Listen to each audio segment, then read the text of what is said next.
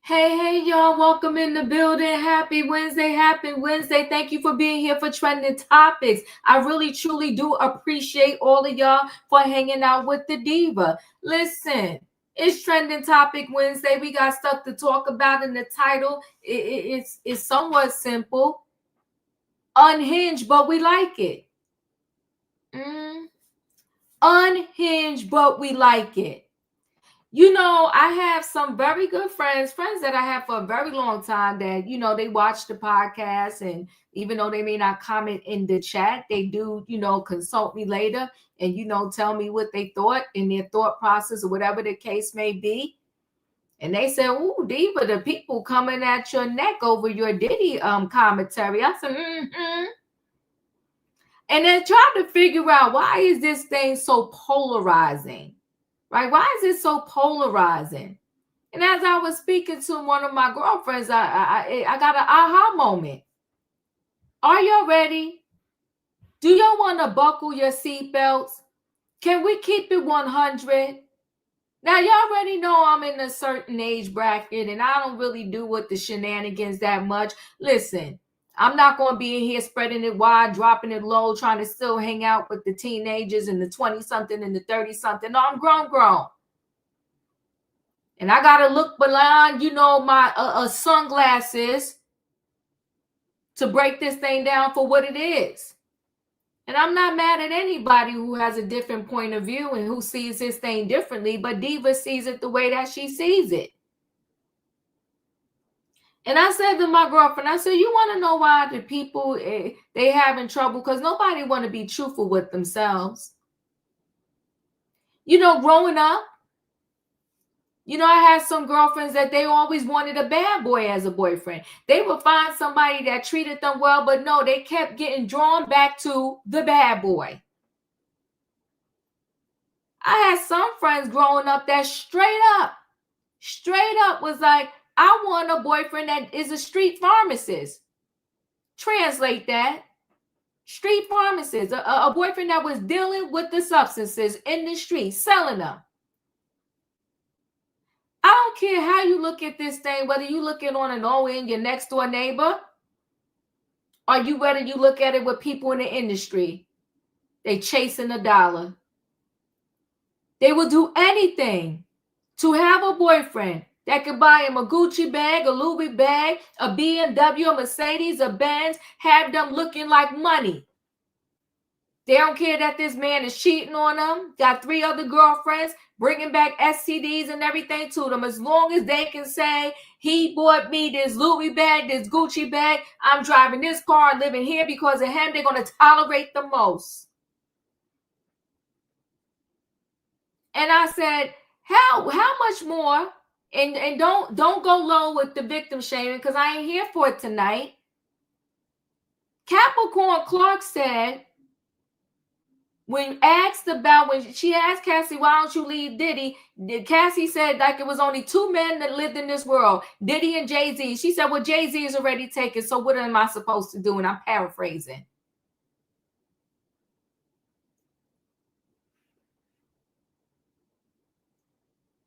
So she tolerated the beatings, the disrespect, the sleeping with 100 men, different men, no protection. She tolerated all of that. Because in her mind, she had 2 options, Diddy or Jay-Z, and Jay-Z was taken. Everybody's getting on this stand with the straight foolery. And we got, day 11 of testimony. And we're still getting stories about how Cassie was beat down and called despicable names.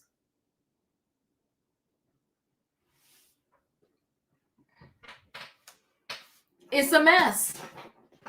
Do I think Capricorn is lying, Callie? They all lying. So it won't be far-fetched for me to think that Capricorn Clark is lying. They're all lying. Every last single one of them are getting on that stand, swearing to tell the whole truth and nothing but the truth, and they're lying. All of them was doing the substances. All of them was fighting to be Diddy's #1 person. And all of them was part of the shenanigans until the boomerang came around and the shenanigans happened to them. Nobody's telling the truth, including, you're ready for this? Hold on to your seatbelts, including the cops and all the experts that are coming up there too. Everybody's lying. How do fingerprints go missing, get destroyed, or whatever they wanted to say? And you want to know why the truth ain't going to come out of them? The truth ain't in them. You know why it's not in them? Because if they tell the truth, they're going to have to implicate themselves. So they want the big bad wolf. Tara, let's see, Tara, that's the thing, though. I wish, Tara, you're always coming through. So Diddy is the only truth teller? Where in my mouth did I tell you that Diddy was telling the truth, and I just told you they all lying? So where do you get that from? I think that's what starts the nonsense of the conversation that people want to have in the chat. And that's why I decided to come up tonight and just tell the truth and shame the devil. When I say one thing, people automatically assume that I mean the next. No, that is not true. I said, thank you, Callie. I said everybody was lying. Everybody's lying. Not a single damn one of them is telling the truth. Everybody's lying. Yeah, lie, half truth, omit parts. Come on, that's what they're doing. Because if they tell the exact whole truth, they're going to implicate themselves. You got the SS score. What's his name? The Punisher.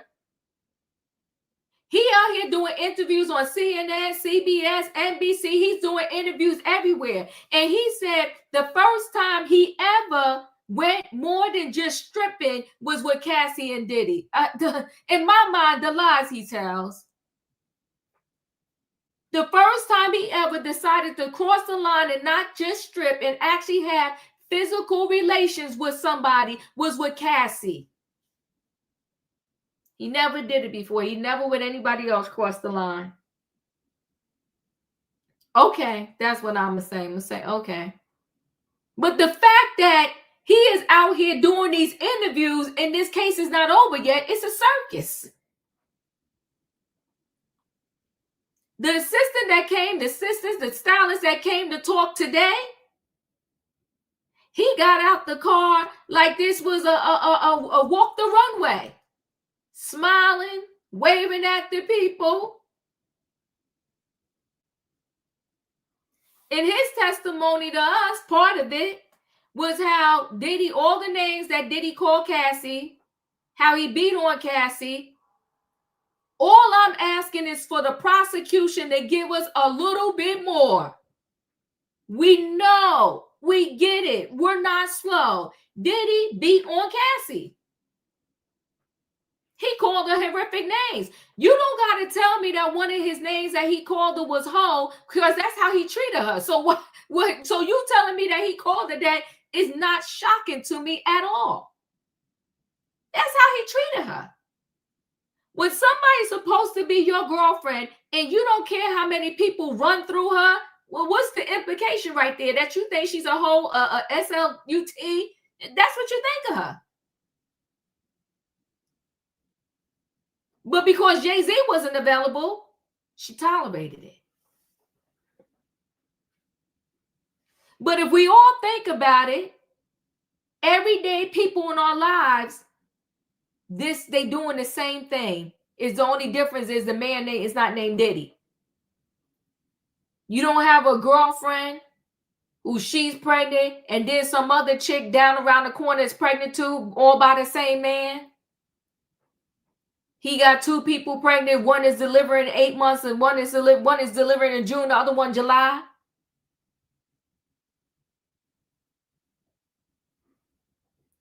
Because it's packaged up under the name Diddy, we act like we never seen this before. Like this is so outrageous. It has happened. It's still happening. It is going to continue to happen. And part of the reason why it's going to continue to happen is because we have taken away the power from the victims. We're agreeing with them and telling them, you had no control over this. You had to stay. and this is what it is, that you was groomed. Can I get the person that's going to wake up and stand up and tell the people you ain't got to tolerate that nonsense?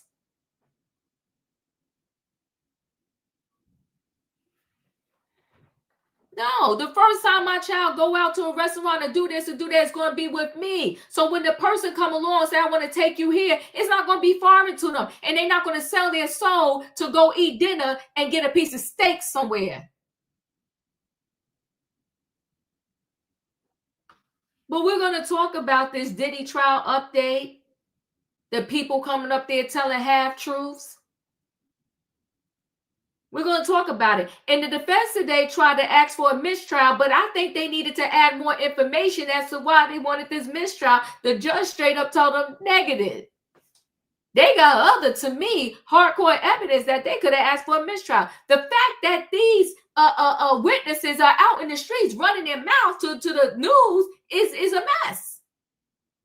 The fact that this jury wasn't sequestered, a hot stinking mess. But we're going to talk about it. So now let me also say this.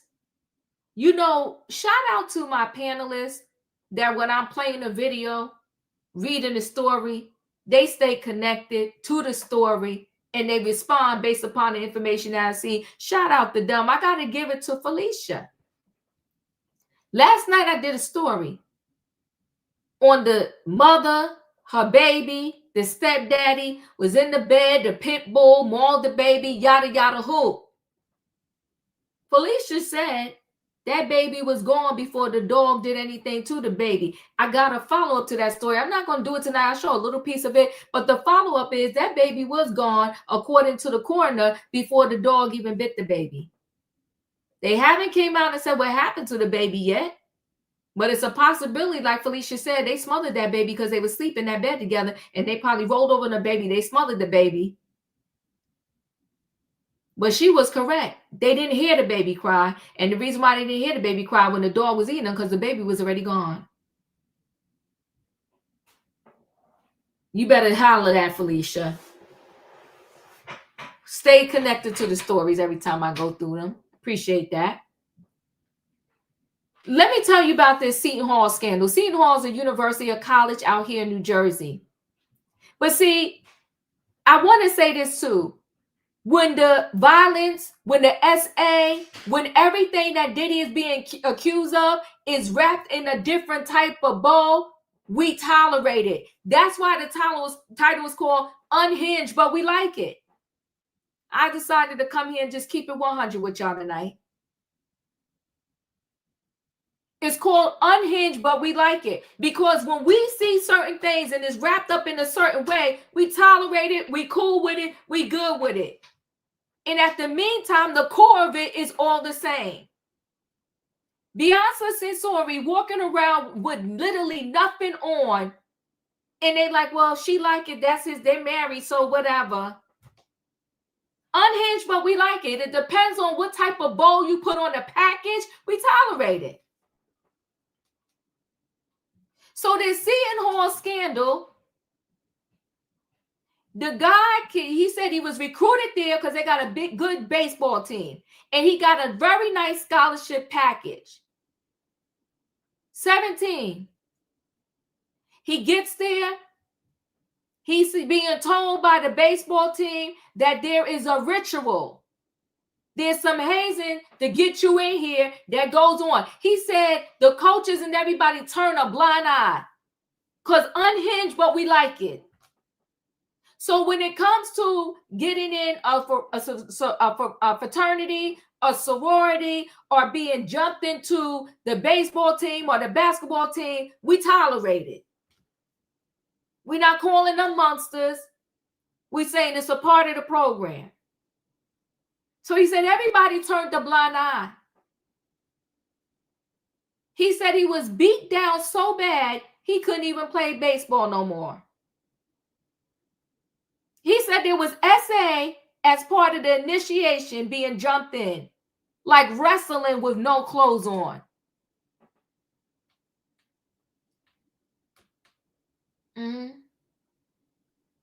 if we really want to keep it 100,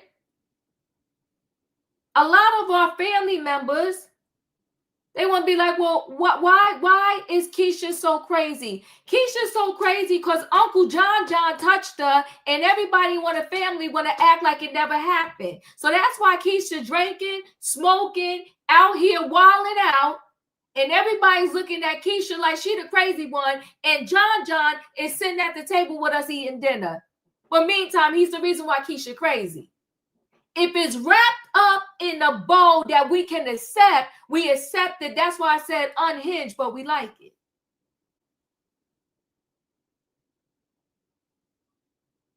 We got one man, because all they got on trial is one man. He supposedly had an enterprise, but everybody in the enterprise want to act like they was groomed also. They had no control. We got one man, that man is Diddy. And you got 99 people in his orbit that coming up. He terrorized me. He made me take a pill. Nobody want to call the cops. Nobody nothing. Come on, Best Side BK. You better talk about it. And Uncle John called Keisha a hoe. In meantime, he's the reason why Keisha is the way that she is. Y'all want to talk tonight? Let's have a conversation. Unhinged, but we like it. The last story, if we get to it, it's going to see. We might get to it. Is this tragically sibling murder. So the grown sibling,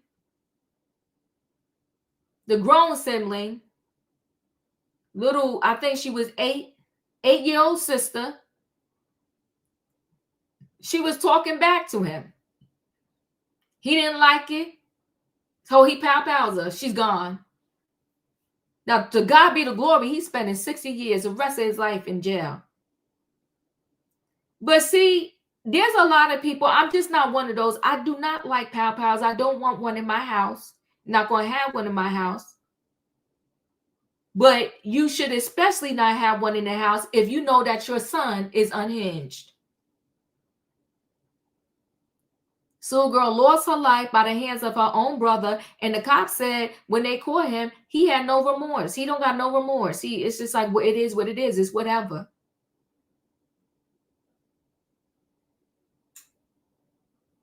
We have all of these little innuendos that lead up to the fact of people feeling free, like they could just violate people, but we tolerate the little micro stuff that happens before that. You know, Jennifer Lopez, she's definitely in her 50s, right? She might be 55. I think we might be in the same bracket there. The best Jennifer got at the American Music Awards is getting on stage, doing a performance. She kisses her male dancer and her female dancer. And you know me over here, I don't give a darn what your preferences are. But the best she got at the performing, at least 30 years in the game, she gets up on the stage and she kisses both her dancers. And then when they talk to her afterwards, she's like, oh yeah, the kiss is going viral.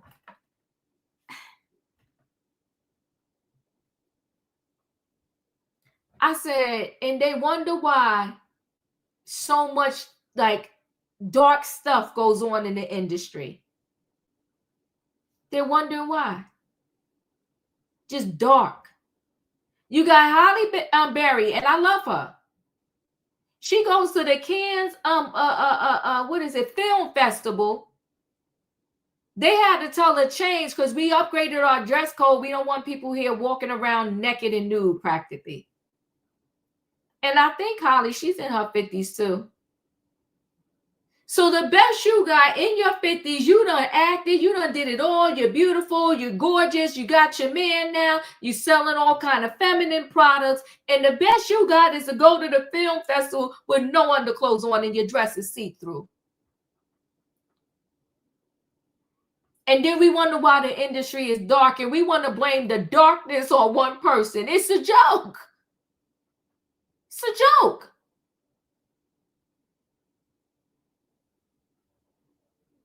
And then we want him to go to jail for the street stuff that has been, talking about. But in the trial, all these things that, the street said he has done or he's responsible for, in the trial, always getting his DB.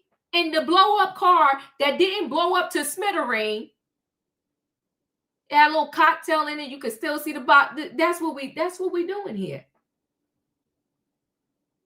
And before, because I done talked too much and I talked enough, I'm about to bring the people in the building. But before I bring it in, somebody had in my chat that, Diva, you on the wrong side of this law, the law in this thing. I said, the lies you tell. The Southern District of New York ain't looking for Diva. And if I could tell y'all how many jobs in my lifetime that I got passed over, looked over for a promotion because I wasn't about to join in with the shenanigans. They had choices they could have made. And I go back to, as I bring the people in the building, y'all give me a choo-choo. Capricorn Clark, on day one, this man told her something very egregious and she decided to pass go. Come on now. And y'all want me to do what with that? What? Y'all know what I need in the chat. I done talked enough. I need to bring the people in the building. What do I need? I need a choo-choo. All aboard, everybody. It is Wednesday night trending topics, and we got stuff to talk about. It's called Unhinged, but we like it. The Diddy Trial Day 11 update, the Seton Hall Scandal, and the tragic Sibling murder. Heather, I hear you, what you're trying to say, right? You said Diddy needs to do time, but here's the thing. This is the law, right? Unless you want the law to turn on you like this, you need to do time, but you have to prove the crime in order for me to do the time. So Heather, tell me exactly, what would you like Diddy to do the time for? Because he's not being charged with DV, and all we heard about so far is DV. Okay, let me bring the people. Hey, Felicia. Hey, Julius. Hey, y'all. Hit the like button, and also, look, be respectful in the chat, because the chat popo is watching. Come on now. Hey, Amy J. Hey, in my opinion. All right, people. Hey, how's everyone doing? All is well. Thanks for coming up. Thanks for joining. All right. So let me go ahead. Let's get into this story. And y'all hit that like button. Y'all know the Diva's working hard. Okay. And we can all agree to disagree, because sometimes we got to do that too, right? But let me go ahead and get into the story. So little update today. I found out that the Punisher, he going to CNN, he talking, he apologizing to Cassie, whatever, he did his thing. We got the stylist was on the stand, okay? And the stylist told us how Diddy liked to call Cassie bees and hoes, and he abused Cassie, which we already knew, but I guess they wanted one more witness to tell us that again, in case we slow, that's what was happening to Cassie. Okay, so let me share a screen because I got so much stuff up here. Let me see which one I want to show here. I guess I'll show this one first. So stylist testifies that Diddy called Cassie degrading names, including, let me close that, including one that was his fave. The rap mogul sex trafficking and racketeering trial is in its third week as the prosecution tries to prove his case against him.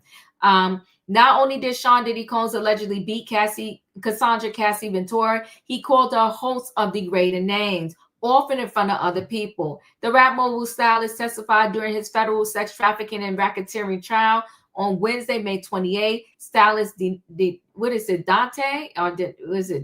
Nash was asked by an assistant U.S. attorney what Combs called Ventura, his on and off again girlfriend of 11 years.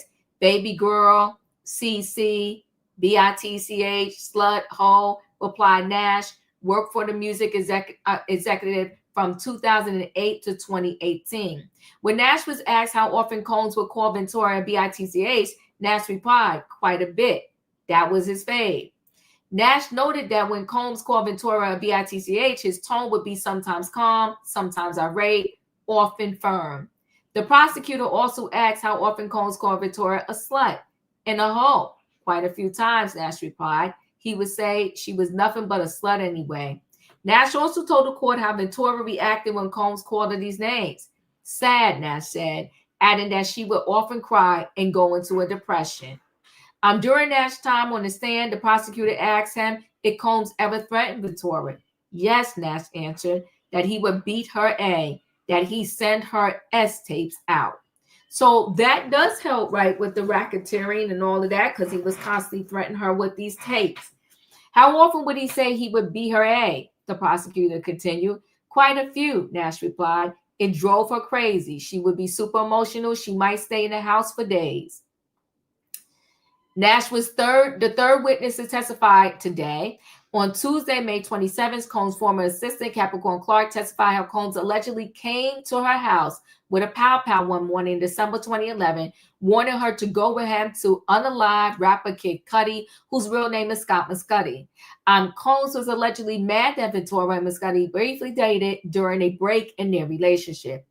Combs is charged, well, we know what he charged with: sex trafficking, racketeering, transportation to engage, and P. He has pleaded not guilty to all charges. Combs could face up to life in prison if convicted on all counts. Since his arrest, he has been held at the Metropolitan Detention Center in Brooklyn. So that's just a piece of the stylist testimony. Let me see. I think I have another screen I want to share, another article I want to share. Yeah, it's all hearsay, but a lot of them been with the hearsay and it's been allowed. So I'm not quite sure, how that goes down, but it is allowed. So I guess, it is what it is. I'm going to share. I'm not going to play his whole thing because it's pretty lengthy. I just want to add this to our conversation. I want to share a little bit of the escort called the Punisher talking to CNN. But as I peruse the streets, like looking for all of my information, CNN, he didn't stop there. He has spoken to a lot of individuals, different outlets or whatever. He has spoken to a lot of them lately. Hold on one second, guys. I'll be right back.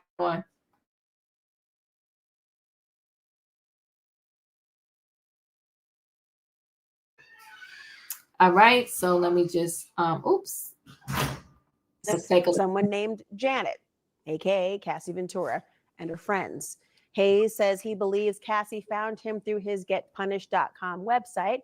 And at their first meeting, Hayes said Cassie told him her and her husband liked to create a sexy scene, one that her husband would eventually come out to watch. And during that first encounter, Diddy allegedly gave mostly subtle directions.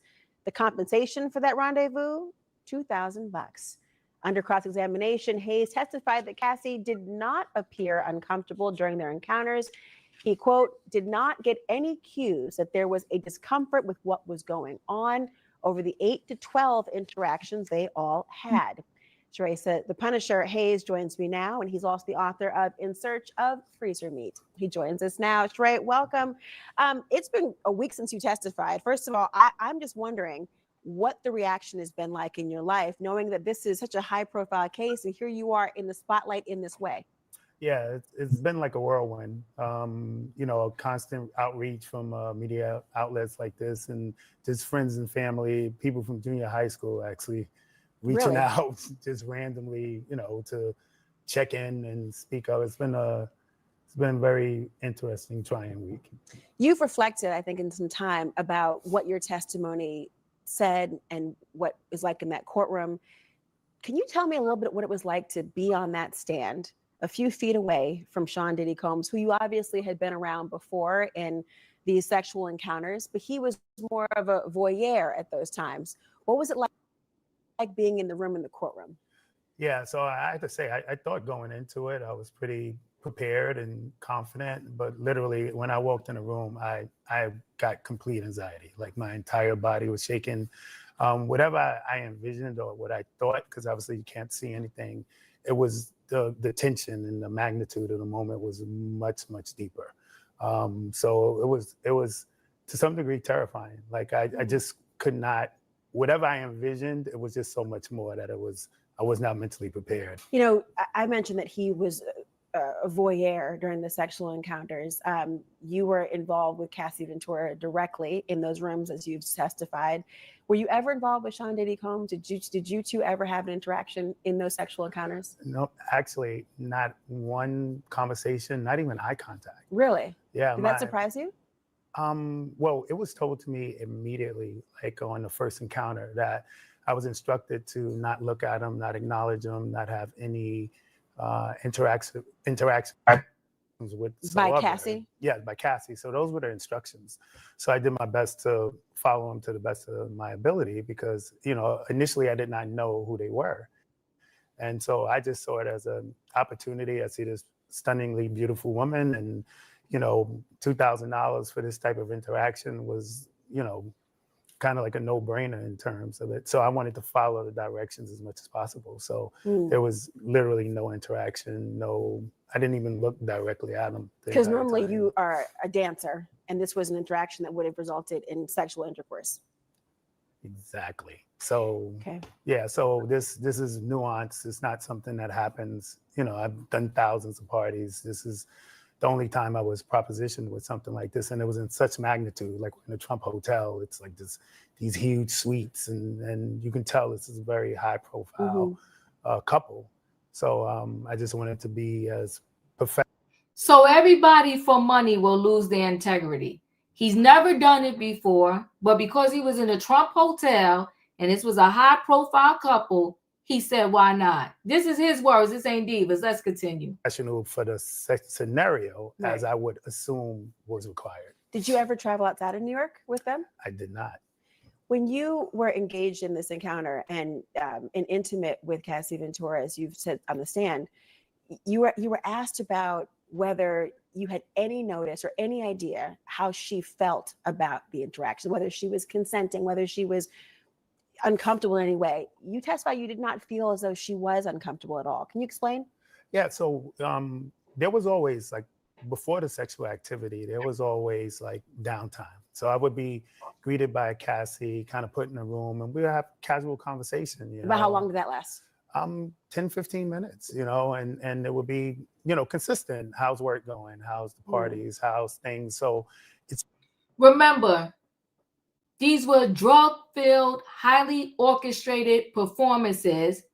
And this man is saying there was downtime. And during the downtime, how was work? It was very cordial. How you doing? Oh, you about to go to a party next week?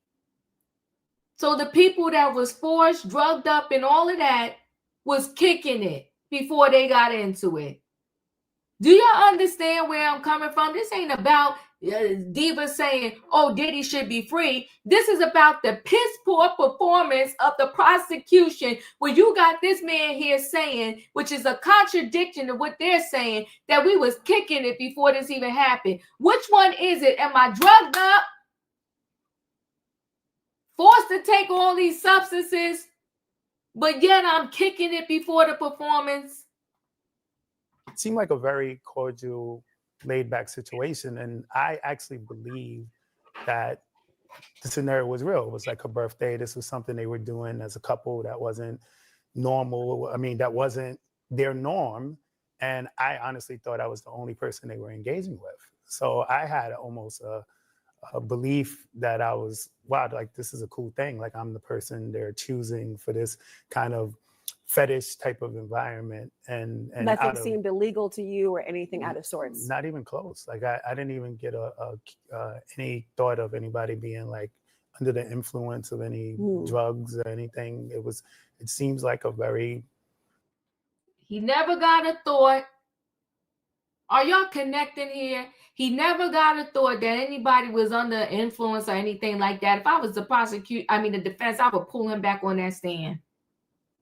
For the circumstance, everybody was just normally in their right state of mind, and this was just something they did for sexual pleasure. You never saw any violence?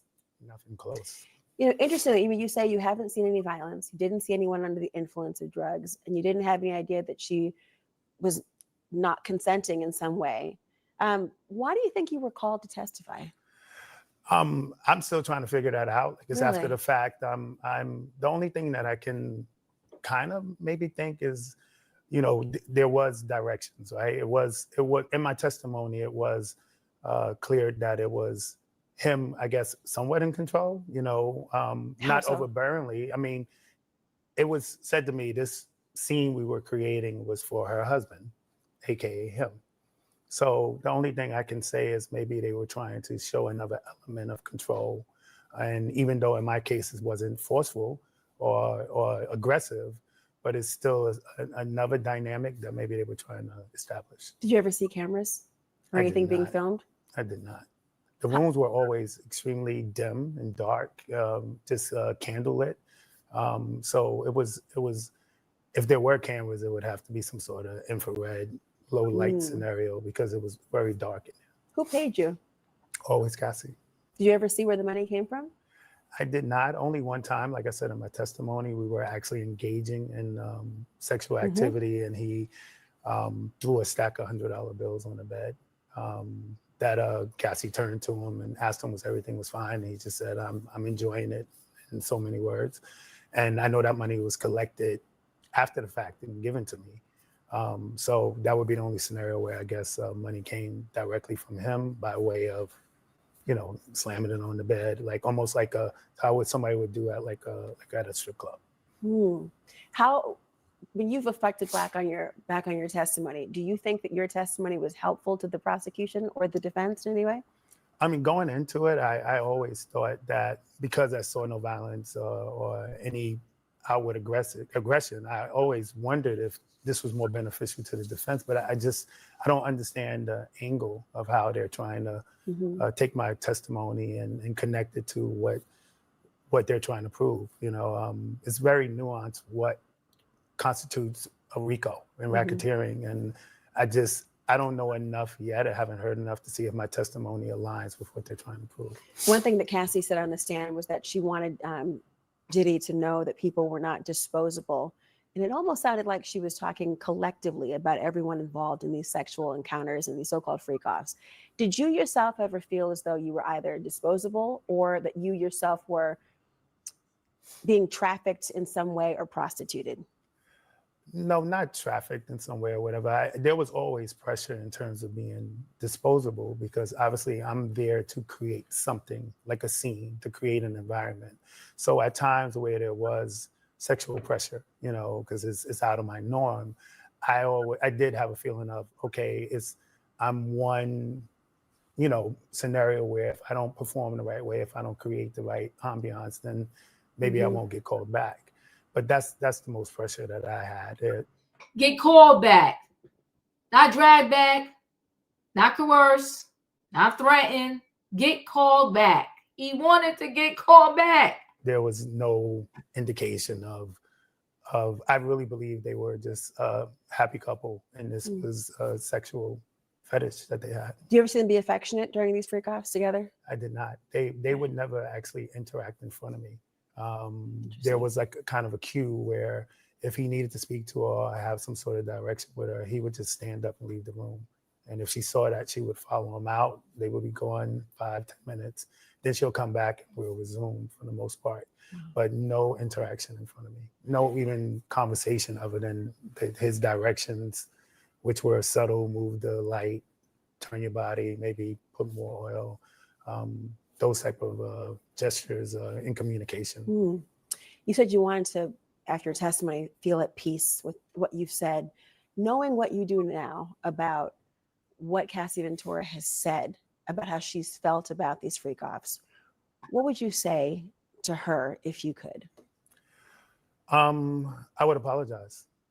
I would apologize because I had no idea, no indication what she was going through. And if, obviously my involvement kind of furthered her suffering, so just me knowing that as a man, being raised by a single mom and a grandma, just the thought of partaking in a scenario where a woman is possibly being abused is tough to hear. So, I would just apologize to her and, tell her that I was really remorseful and regret if I contributed to a bad experience for her. Sheree Hayes, thank you so much for joining. Oh, thank you for having me. I appreciate it. There's so many moving parts to this story. Yes, that's definitely you hit the nail on the head. Yes, it's that part, but there was others before this particular one that proved that piece of it that you have there on the screen. Felicia, your thoughts? Well, good evening, everybody. Thank you, Diva, for the shout out. And a bigger shout out that interview is over. This is like the 5th time in 2 weeks I've had to suffer through the BS of some of this nonsense that's going on. It's getting tough out here, getting tough. It's getting tough. He's a punisher in more ways than one. Woo! I'm first of all, I am done with I was raised by a single mother and blah, blah, blah. Listen, sir, morality and legality are 2 important things in life. To talk. And that's what you chose to do for a living. I'm going to stand with Diva here. No, this wasn't your first time, sir. It's everybody's first time. First time I ever did anything like this. First time I took a substance. It's the first time I learned about how to do this. All of these so-called versions into this dirty, dark behavior. No, I don't believe him.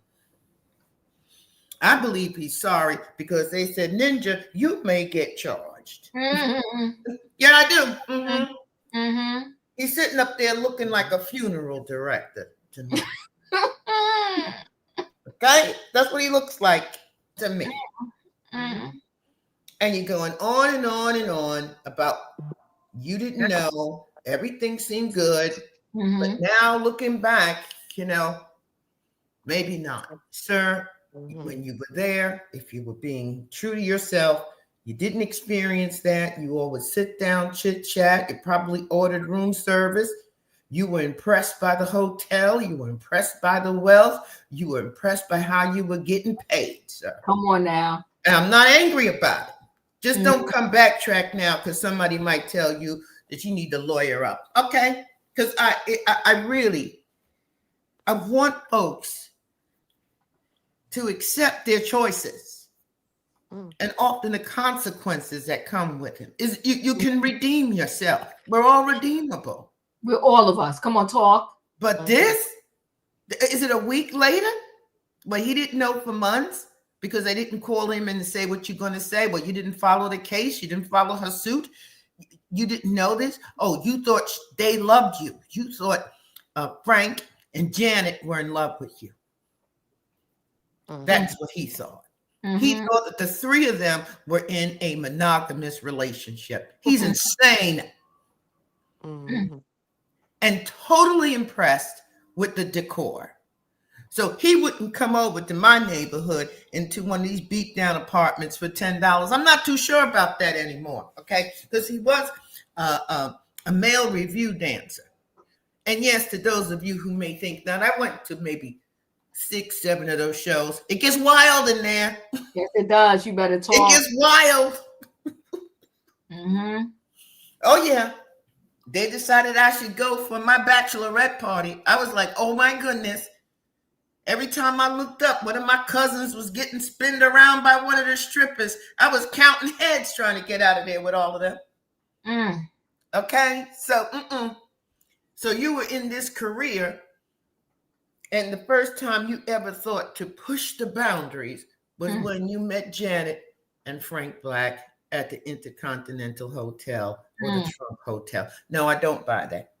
So I'm now going to put him on my list of please go away and don't come back no more. I don't want to hear from him anymore. And the celebrity stylist who was up there today, for those of you who don't know, yes, he's very charming and funny and delightful. But yeah, he admitted that he does the substances. Yeah, he saw the other people doing the substances. The prosecution, when he had come in before, they said he might have come in about 10 times or so to do depositions. And on quite a few times, they had to end it early because Deontay had been out smoking. He was under the influence and couldn't finish. So he's coming back tomorrow to finish up whatever he's going to talk about. But yeah, it's. I don't think outside of law enforcement, I don't think anybody there or the expert today. They asked about substance use, but everybody else that they've asked, they have confirmed yes. Either they used them, they bought them and used them. They knew where the money came from. So, what am I saying? That clear-headed people were not existing there. Everybody was in a fog, not really certain as to what happened. Only the Punisher, who said he never did anything but corner store, what is Viagra. it? Yeah, corner store Viagra. Okay, I'm done, Diva. Thank you. I appreciate you. Julius, your thoughts? Cornerstone Viagra, my behind. Listen, like the theme song says, hit the road, Jack. Don't you come back no more. Now, oh Lord, I just feel like it's gonna be a mistrial. Okay, I just heard so much word salad. Like I'm just like, okay, are you done? I was like that within the first, I'll say, 30 seconds. Are you done? You said you didn't take no substances. That y'all wasn't forced or nothing. Y'all say y'all was acting. Y'all say that was this. Well, dang, what was it? Was you like Shower Rod, like Nico and Mimi Fest? Like, shoot, if you was acting and creating a scene. Anywho, like, it was just a mess. If I was the prosecution, I would take my foot out of wherever they're hiding it and hightail it to the judge and say, see, this is what we're talking about. Our client hasn't done a thing wrong. Our client has been a respectable citizen. Quote unquote, this person from this CNN interview. Now, Diva, I don't know if you agree with this or not, but if anybody with a common sense brain, I would have went running to that judge so quick and singing like a canary. Okay, that's just me. The prosecution, I'ma say it. They have not proven their case. All I've been hearing about how he called Cassie this, he hit Cassie upside the head with the skillet pan, with the eggs. That's all I heard. And I'm waiting to hear about the RICO, the racketeering, the embezzling, the enterprise. Where's that at? All I heard so far is a whole bunch of swinging. Now, don't let me know. I am very sex positive. However, I do not give a rat willy tootie what Diddy does in his bedroom. Okay, that's it. I'm done. Thank you, Katrina. Your thoughts? Diva, do I have a feedback tonight? No, not right now. You good? Okay. My thoughts are this man, he'll be out with a book after the trial is over. Diddy, if I was him, I just gonna let them convict me. Trump will get you out. Just pay him the money that he needs, so you'll be out of there. No time, no later than what the time you get convicted by nightfall. Pay your money. Trump will have you out. These people are coming out saying all this stuff. Okay, you like the money, and this was your first time. No, it'd be threesomes going on at the strip clubs. So we're not believing that. And you like the mood, the ambiance, and all this type of stuff. So you did what you're supposed to do, so you can come back. So you like what you was doing. That was your job. So don't come up to us saying that you wish you hadn't did this and wish you hadn't did that. That was your choice. Then that's the choice that you made, and that's the choice that you did. And we'll see how this trial goes, because as it's looking now, he might get convicted, he might not. We don't know, because it's not what you know, it's what you can prove. And if these people want you locked up, they'll Now you went. Now you going back. In my opinion, your thoughts? So this probably gonna be my last time talking on it, because this case has been wreaking havoc on my life. I feel like, first of all, let me start off with this Punisher. I don't want to hear anything he got to say because you came there to sell your body for money, which Mm. is illegal. Mm-hmm. So I don't want to hear what you got to say about how you think somebody else was acting. Your acting has not been the best. You know what I'm saying? You Mm-hmm. sat there on the stand and said, "Well, at first I was only dancing for him." Now all of a sudden you out here rearing your butts, talking about some, yeah, I wanted to, get sexually active with him, and now I want to apologize. She don't want your apology. Okay, it's $1 late and a piss post short on time. Okay, she don't want me. As far as this case, I feel like the major part that everybody, and here's the thing, I love Diva, I love your channel because we try to teach the people something. Mm-hmm. If you ever been in an abusive relationship or in abusive whatever, people prey on the weak. They know how far they can push these weak people. They know how much they can do to control them. So what I will say is I pray that everybody, if you're in one, okay, don't be afraid to speak up. Don't be afraid to get out of that situation because nobody has the right to put their hands on you or to control you.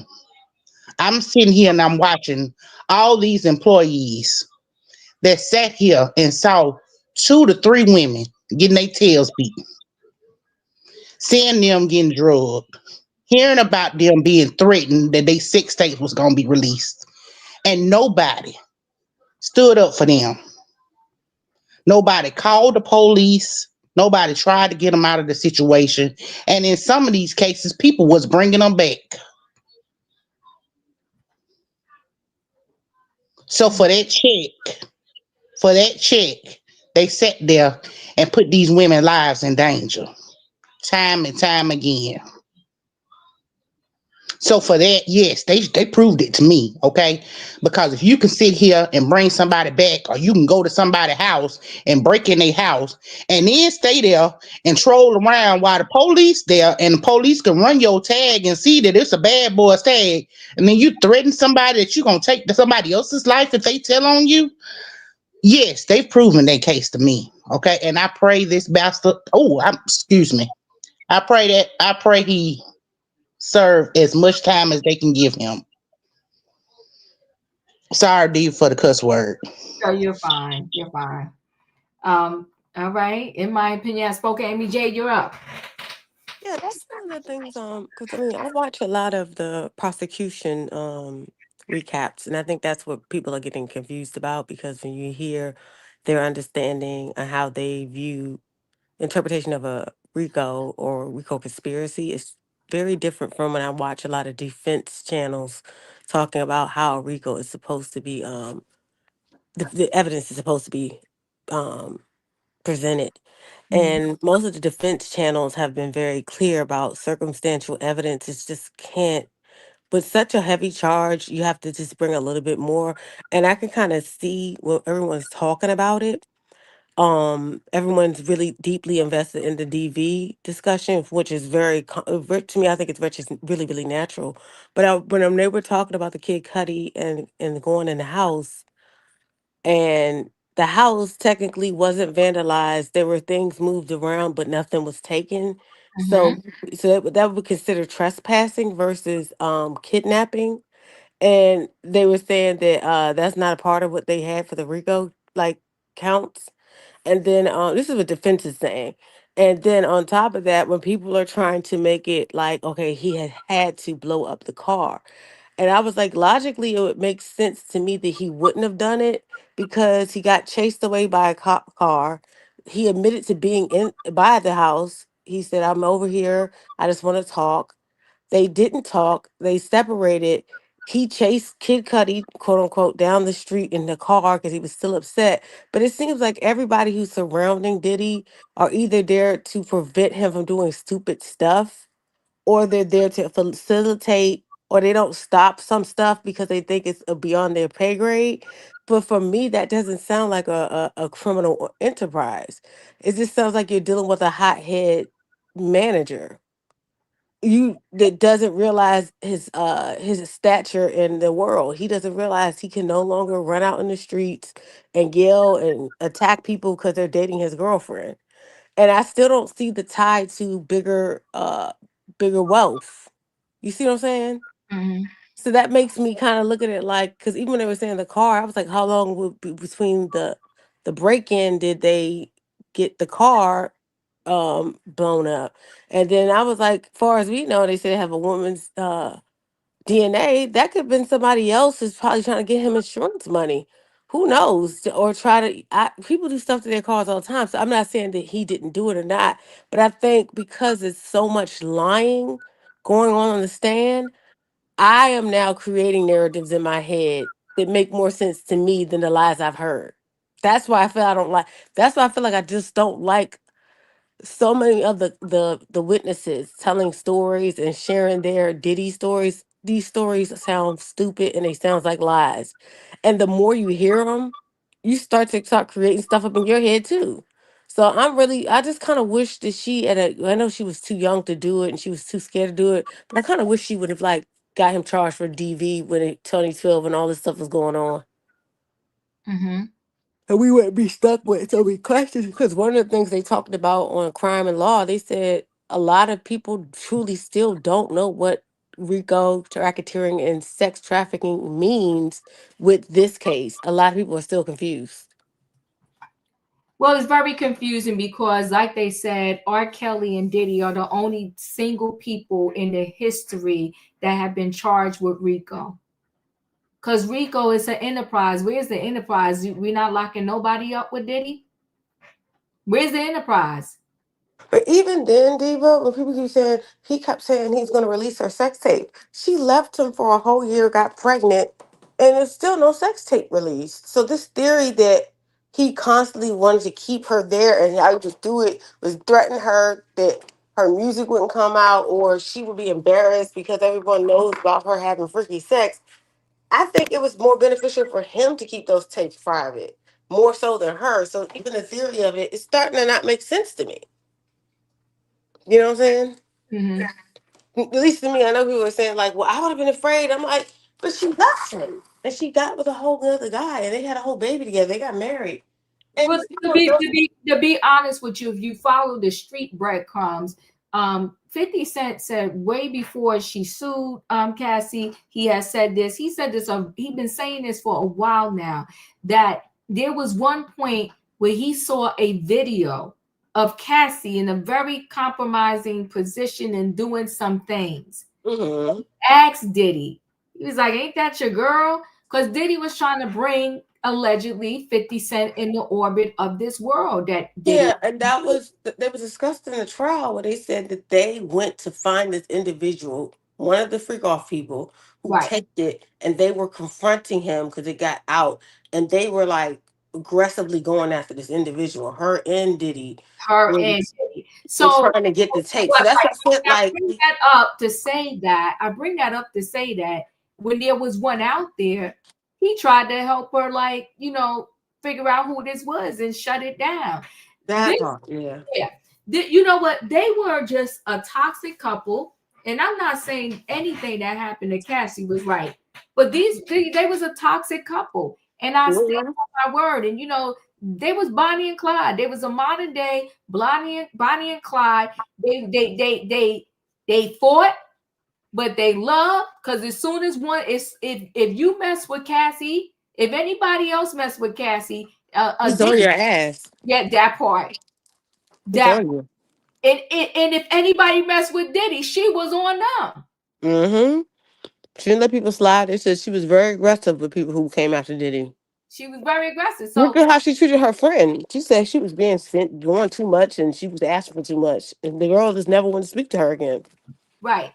And so at the end of the day, the prosecution has got to do better, because if we got questions on the street, I'm sure the jury has questions, and all the defense need is some reasonable doubt. And to Mhm. me, if they slam dunk, I don't know. They still got to put on their defense. They said they only needed 2 weeks. It's going to be interesting to see what they do. But Mhm. if they write that closing arguments right, they could have a slam dunk because they got all these raggedy people on the streets talking this, that, and the other and running their mouth.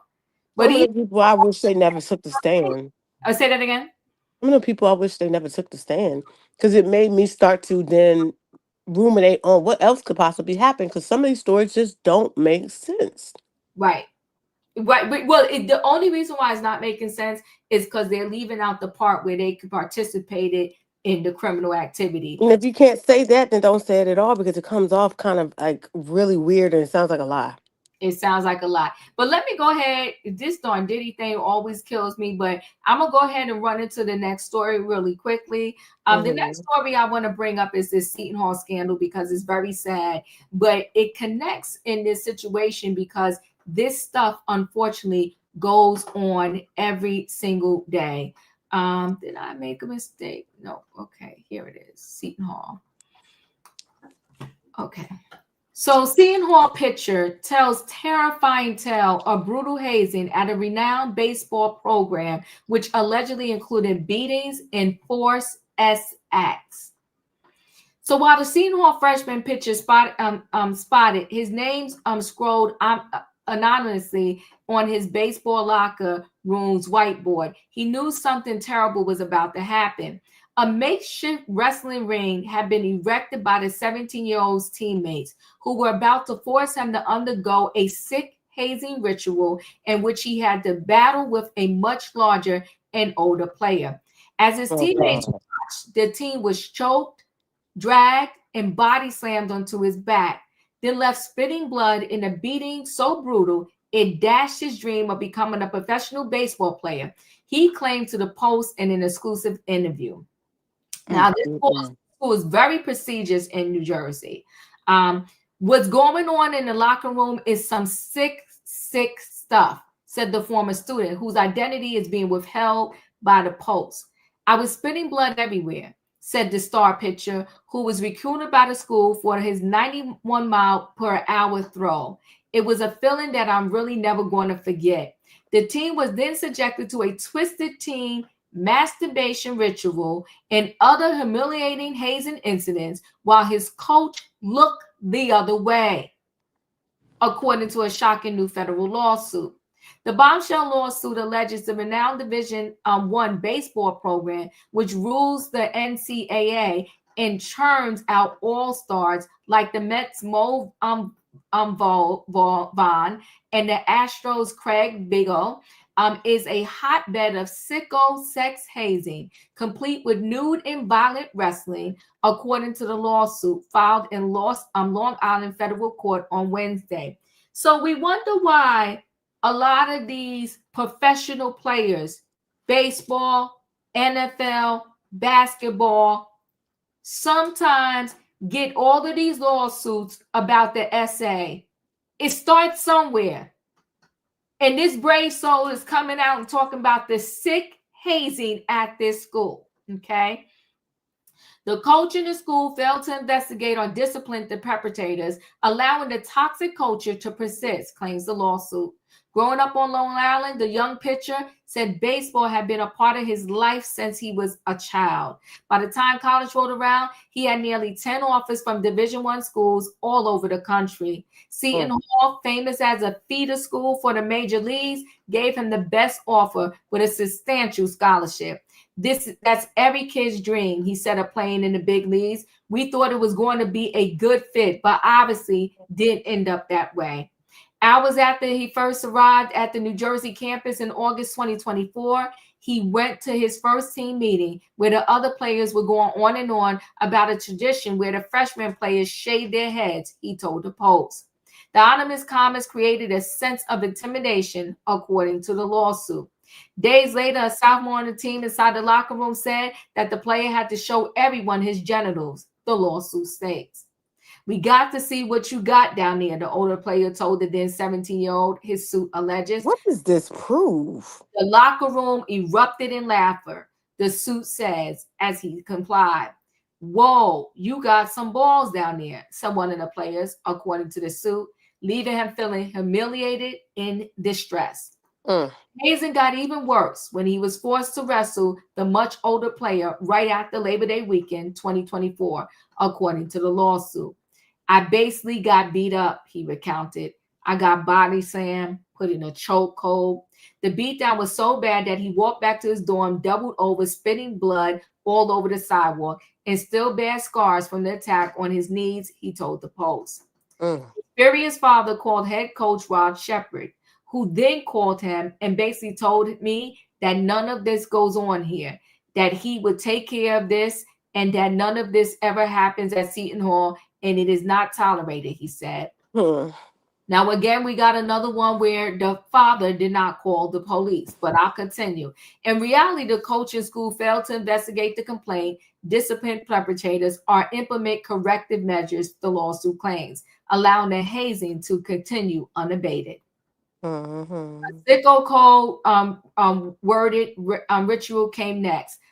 Masturbation exhibition called Lotus, where a player would lie on the locker room floor and manipulate his genitals while others watch and cheer, the suit claimed.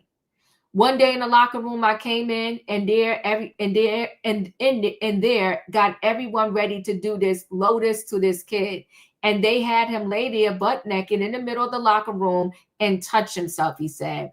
Seeing this was just awful, he said. That's what you're dealing with. Something new like that every day. Luckily, he said he was able to deflect demands to participate and was called a PUSSY, the suit says. The player was told about future rituals to anticipate, including an event dubbed Kangs, a new wrestling match, according to the lawsuit. That's when he marched into Coach Shepard's office to tell him I was done, he said. Shepard expressed disappointment, according to his suit, but took no meaningful action to address the issues. In the suit, Shepard is accused of annoying complaints of violent and sexually disturbing hazing. He did not immediately return a request for comment from the Post. This desperate treatment is based on outdated gender stereotypes that dismiss men hazing as boys being boys or acceptable masculine rites of passage, the suit states. After the player met with the coach, who promised him confidentially he was called a rat, and other players started saying nasty things about him in the group chat, he said. He left Seton Hall shortly after, barely 2 months into the school year. Because of the rules of the college transfer portal, he wasn't able to go to another Division I school and was forced to head to a Division III program where he was at least able to play this year, he said. It was a dark time for me. I was sad, depressed, he said. I was down in the dumps every day. Leaving the Division I school cost him a season of eligibility and forced him to transfer to a Division III school, diminishing his visibility and professional baseball perspectives. His suit explains. To spend my whole life trying to get to that point, and I finally got there, and then had this all happen, and it just derailed my whole career, the player, now 18, said. There's got to be some accountability by the coach, the player said. He's got to lay his foot down and take control of the whole situation and try to make things a lot better.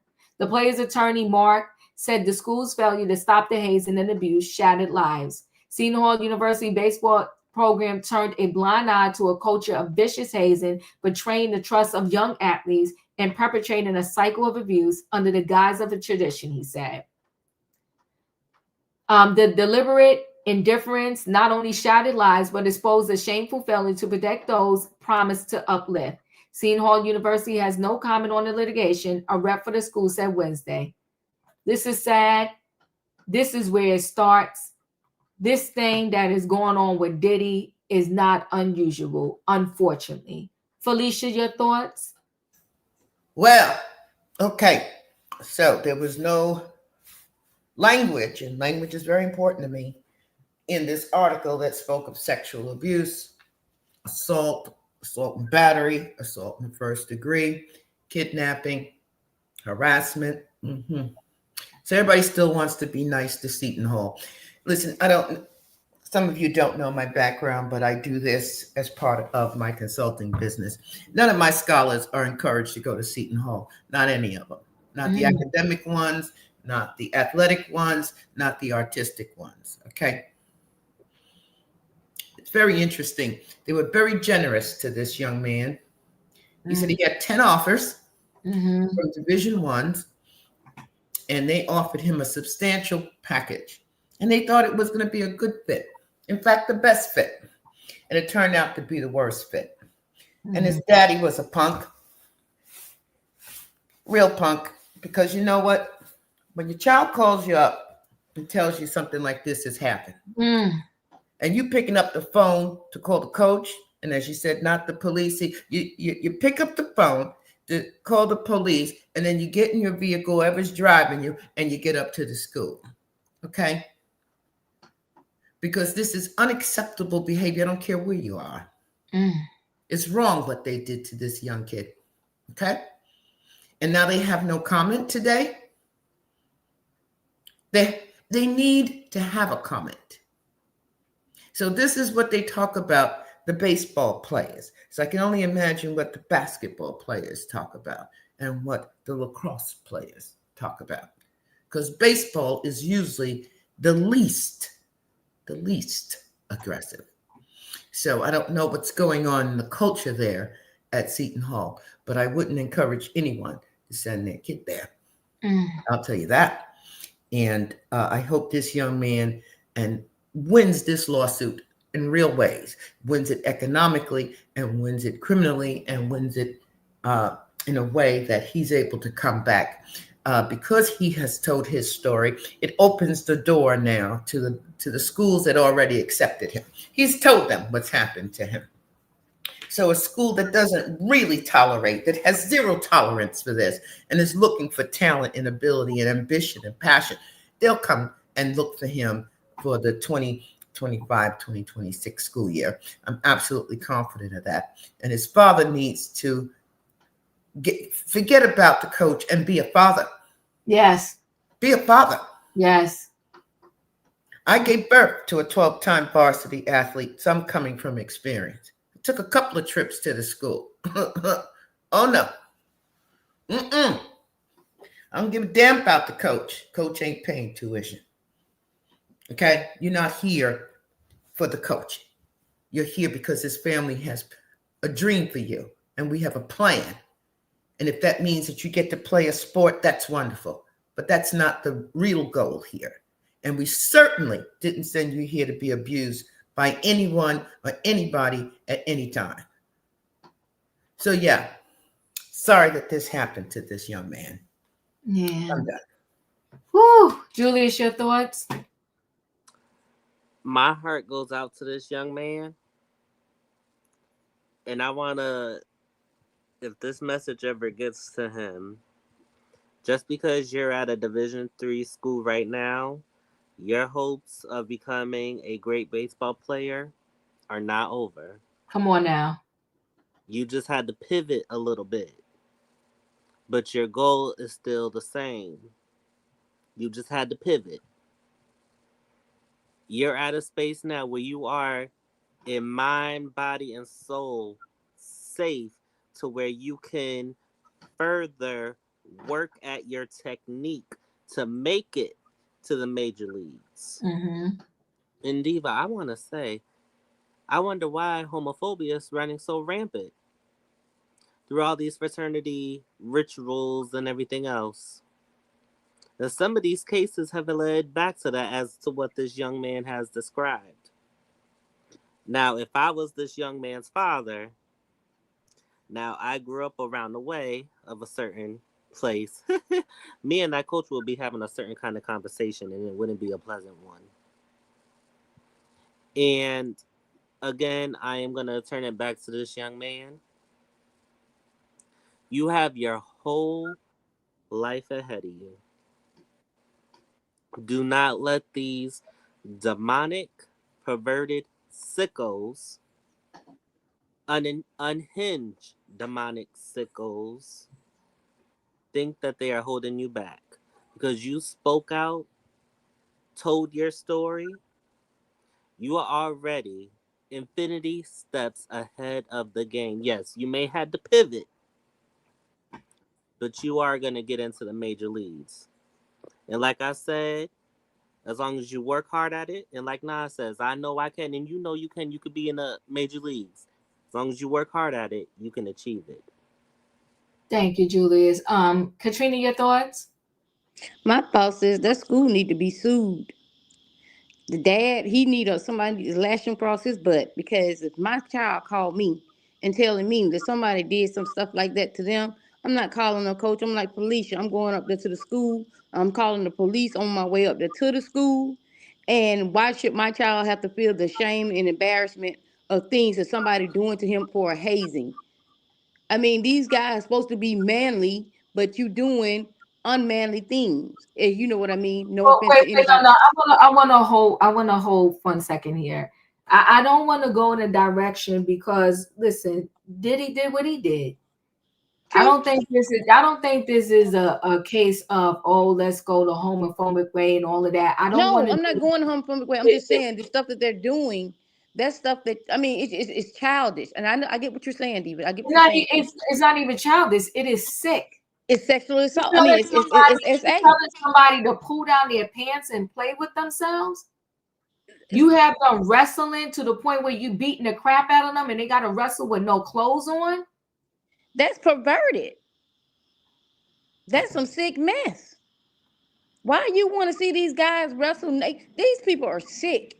These people are totally sick, and there's no other word for it. But my thing is, like a police said, I've been in the car coming to get my child, calling the police station as I'm going up here, and I will be suing the school, and I have my lawyer on back call because you have humiliated my child.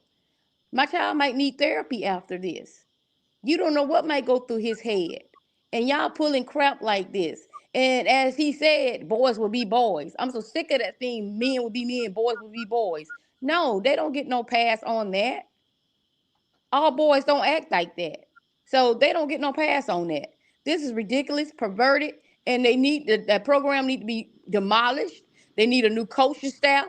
They need everything different need to be up in that school because I don't see no goodness in it. I don't see no goodness in it. It's dark. It's dark.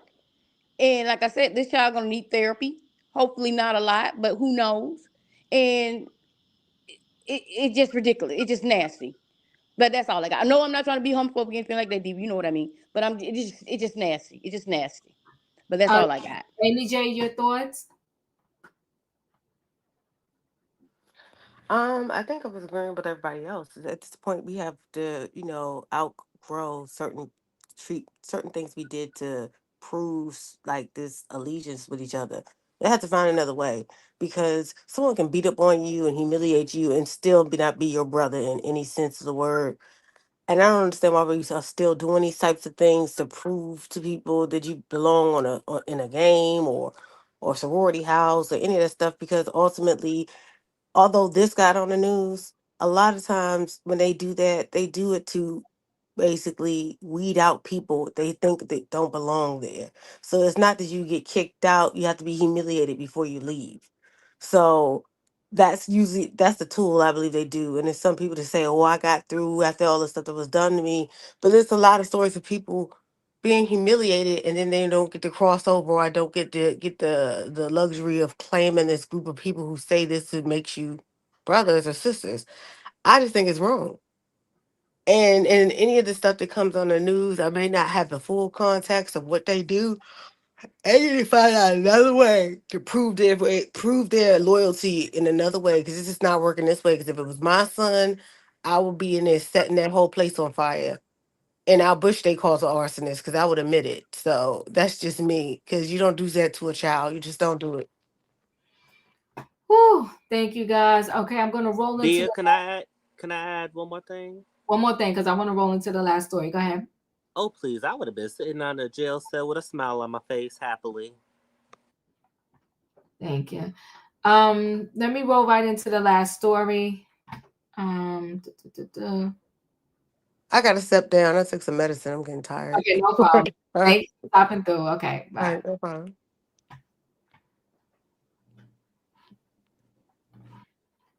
In the shooting of an 8-year-old girl in Southfield. That little girl has died. And now the girl's brother, 20-year-old Giassi Sibling, is facing charges in the case. Let's get to Victor Williams for an update here. Victor.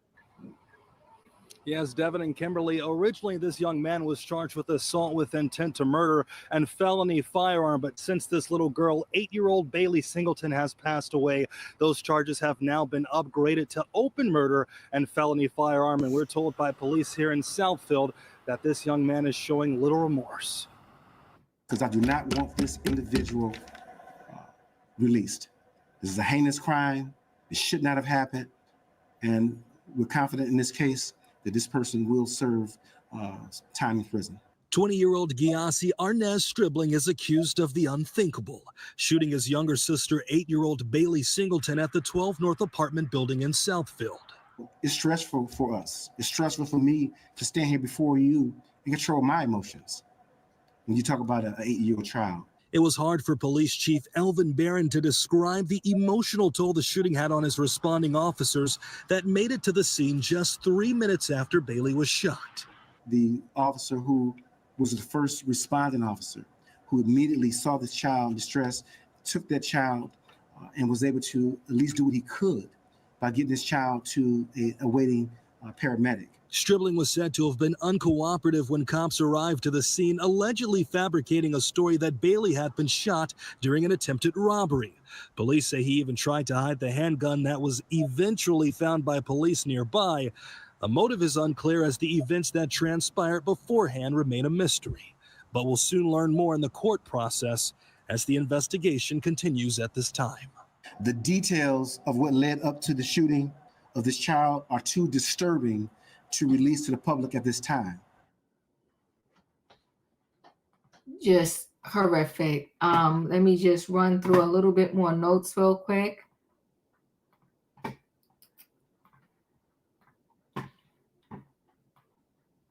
Michigan girl 8 was shot dead by her brother, and the reason was unimaginable. So a Michigan man was sentenced to 40 to 60 years in prison for his first-degree murder conviction on Tuesday, May 27, after he fatally shot his 8-year-old sister for talking back to him. Gesai, 24, who received an additional 2 years for a felony firearm charge in connection with the death of Bailey Singleton. Bailey was shot in the head in the living room of their home in Southfield in January 2021, according to Fox 2. Gyasi initially told the police that his sister was shot during a break-in, authorities said per Fox News. He also attempted to hide the murder weapon, police said. Bailey Singleton should be here with us today, Oakland County Prosecutor Cameron McDonald said after he was found guilty in April. Her murder was a tragedy for her family, McDonald added. It's unconscionable that anyone, let alone an 8-year-old child, could be murdered by a relative in their own home over the slightest of disagreements. This case is unfortunately a reminder of how pow-pow violence is a public health epidemic that can end a life in an instance. Felicia, your thoughts?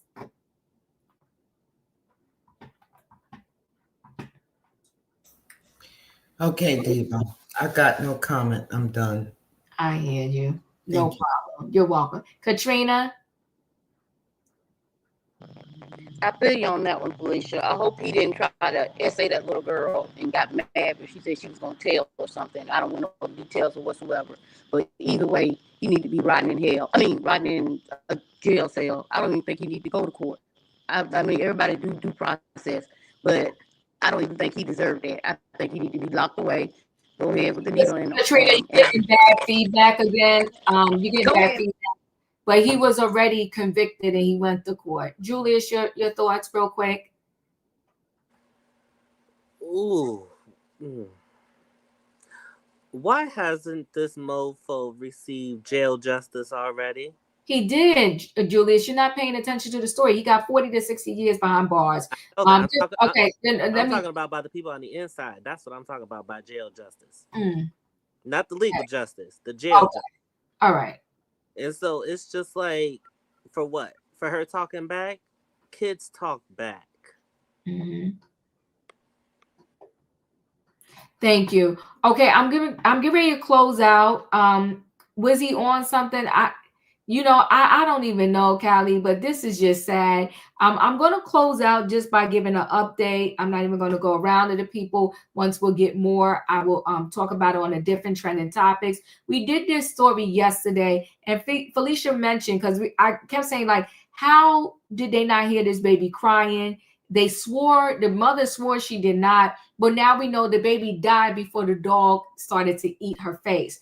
So Pitbull puppy didn't kill the New York City newborn medical examiner, shockingly says injuries happened after the baby's death. You know, I'm always intrigued by these coroners and how they just know the true time of a person's death, and they figure out, you know, how this person died, and if something happened post-mortem, like after they died. It's just so intriguing to me. Let me just play this real quick. It's only 41 seconds. I'll read the rest and then we'll close out. This is the building, unfortunately, where it happened. Felicia did tell me information that prior to this mother moving into this building, we were living in a homeless shelter. But imagine the individuals that have to go, you know, praise God to these individuals that have to go and like pick up you know, these bodies and really see this. Like, they go through a lot. This is a picture of the precious baby. A 1-month-old Queens girl was not mauled to death by a pit bull puppy inside the family's housing project home, but died of unknown causes before the tiny puppy wound up biting her, the city medical examiner revealed on Wednesday. Police initially believed the tragic tot had been killed by the 6-week-old pup while her parents slept in the apartment at Queensbridge Houses public housing complex early Tuesday morning. That's the precious little thing. However, the New York City Office of Medical Examiner said the dog bit off a substantial portion of her tiny face after she had already died. The cause and matter of the death are pending further study following the examination today. A spokesperson for the office said in an email, but we can confirm that this is not a death from a dog mauling. The injuries inflicted by the dog were post-mortem. The spokesperson said the cause of death is pending further study to include a full pediatric workup. Cops made the gruesome discovery after the baby's mother called 911 shortly after 6:30 a.m. Tuesday after finding her daughter mauled by the dog, initially believed to be what killed her. That is the dog, okay? That is the precious baby. Neighbors reported hearing screams from the 6th-floor apartment before cops and EMS arrived at the scene. The mother allegedly told cops that the girl had been sleeping between her parents in the bed when the couple woke up to find that their dog, a pit bull German Shepherd puppy, gnawing on the baby's face. The baby, who was born on April 13th, was pronounced dead at the scene. Images of the beautiful baby show her napping at the hospital and what appears to be the family's home weeks before her tragic death. Other photos show the dog, a tiny pup, at the city animal shelter. One neighbor recalled discussing the pup with the mother 2 days earlier. I told her that dog needs to be on a leash. Building resident Chanel told the Post, she said, no, the dog didn't bite. I said all dogs bite. Oh, I just wanted to give y'all that update to let y'all know that the dog did not do it. He did bite the baby's face, but that is not the reason why the baby passed away. I will stay connected to this story. Once I get more information, I will definitely update y'all and let y'all know. But in the meantime, listen, everybody, y'all know the routine. If you didn't hit the like button on the way in, hit the like button on the way out. Good night and goodbye, everybody. Choo-choo.